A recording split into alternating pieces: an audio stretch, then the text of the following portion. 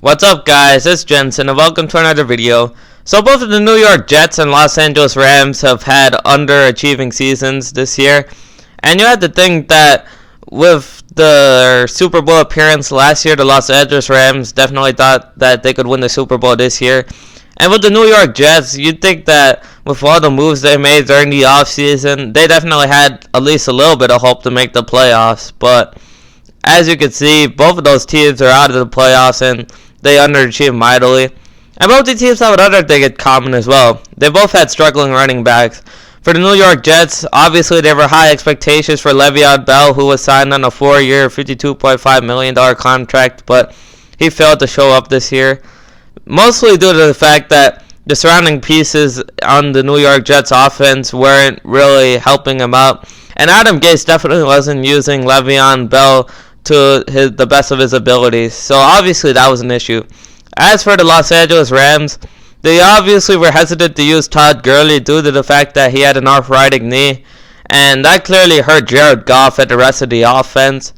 But I really think that if both of these teams swapped running backs, they would each be better off, in my opinion. So my projected trade would be that the Los Angeles Rams send Todd Gurley to the New York Jets, along with the 4th rounder for Le'Veon Bell.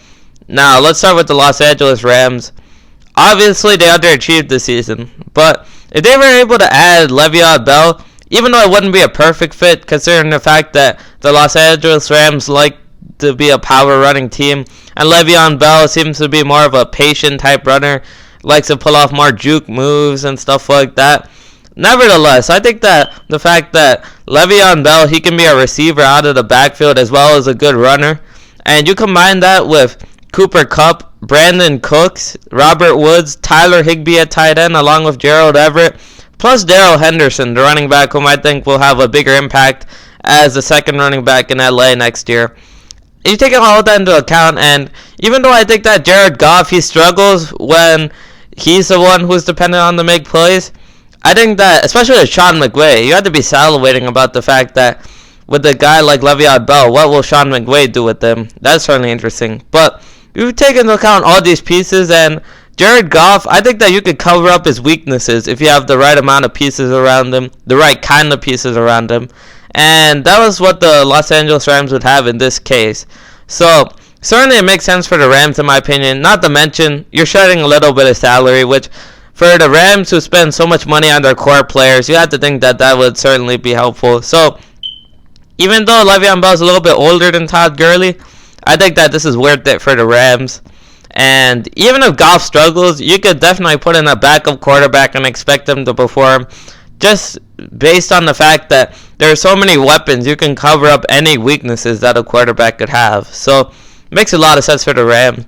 But why does it make sense for the Jets? Pretty obvious in my opinion, because we saw what Todd Gurley could do, a healthy Todd Gurley, 2 years ago, when he helped Jared Goff look like an MVP candidate, and Gurley himself was an MVP candidate that year. And the Rams were just rolling, and things were just really good for the Rams. But obviously, he has our arthritic knee. I don't think he's going to be the same player ever again. But even if he can be 80 to 90% of what he was from that run, Super Bowl run, if he could help Sam Darnold out, that would certainly be helpful for the Jets. Obviously, Le'Veon Bell didn't help out Sam Darnold that much. But you take into account the fact that Todd Gurley is a little bit younger. He fits more with the Sam Darnold, Robbie Anderson age group. He's a younger age, so, plus the fact that he is a workhorse type. You could give him about 15 to 18 carries even though he has an arthritic knee.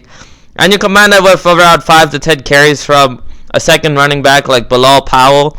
And I think that Sam Darnold and the rest of the offense would improve next year if they had a guy like Todd Gurley. So certainly the Jets should have to consider this, because I think they would be a better team. Because when you take into account a guy like Todd Gurley, he's a workhorse. If you're Sam Darnold, you can lean on Todd Gurley in the times of need. So I think the offense would function well, even with a guy like Adam Gase, whom I don't think he's that great of an offensive mind or anything, but even a guy like Adam Gase couldn't mess up with a guy like Todd Gurley. So this trade makes sense for both sides. I think that the New York Jets would have reasonable hopes to make the playoffs next year. And if you're the LA Rams, you have legitimate Super Bowl aspirations if you trade for Le'Veon Bell. So it makes sense for all sides involved in my opinion, but we'll see how it goes. Thanks for watching this video, guys. Please like and subscribe. I'll be providing for NBA and NFL hot takes as the season goes on, and have a good day.